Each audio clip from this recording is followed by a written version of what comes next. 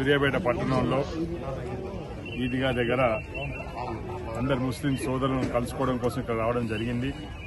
ముందుగా అందరికీ రంజాన్ పర్వదిన శుభాకాంక్షలు తెలియజేసుకుంటున్నాను.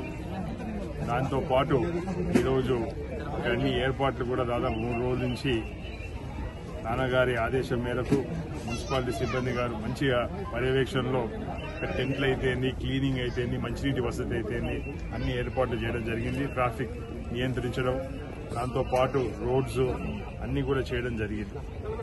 ఇక్కడ ఇంకో విషయం ఏంటంటే ఈరోజు కాంగ్రెస్ పార్టీ కూడా మతతత్వమైన బీజేపీ పార్టీ ఈరోజు కాన్స్టిట్యూషన్ మార్చాలనే ఆలోచనతోటి కుట్రపూరితంగా వాళ్ళు వక్ఫ్ బోర్డుని కూడా ఇక్కడ పైన చట్టాలను మార్చితే ముస్లిం పర్సనల్ లా బోర్డు వారు ఈరోజు వారు నిరసన తెలపమని చెప్పినారు మస్జిద్లలో. అందుకోసం కాంగ్రెస్ పార్టీ పక్షాన వారు చెప్పిన నిరసనకు మా మద్దతు కూడా ప్రకటిస్తున్నాం. ఎందుకంటే చట్టాన్ని, రాజ్యాంగాన్ని బీజేపీ వాళ్ళు ఇష్టం వచ్చినట్టు మార్చడాన్ని పూర్తిగా మేము వ్యతిరేకిస్తున్నాం. ఎందుకంటే ఏది జరిగినా కానీ భారతదేశానికి ఒక ఔన్నత్యం ఉంది, ఒక మత సామరస్యానికి పెట్టిన పేరుగా ఉన్నది. దాన్ని ఈ విధంగా బుల్డోజ్ చేసేసి ఇంకొక మతానికి ఇక్కడ స్థానం లేకుండా చేస్తామని చెప్పి ఏదైతే కుటిలమైన ఆలోచన ఉన్నదో దాన్ని కాంగ్రెస్ పార్టీ తీవ్రంగా ఖండిస్తుంది, వ్యతిరేకిస్తుంది.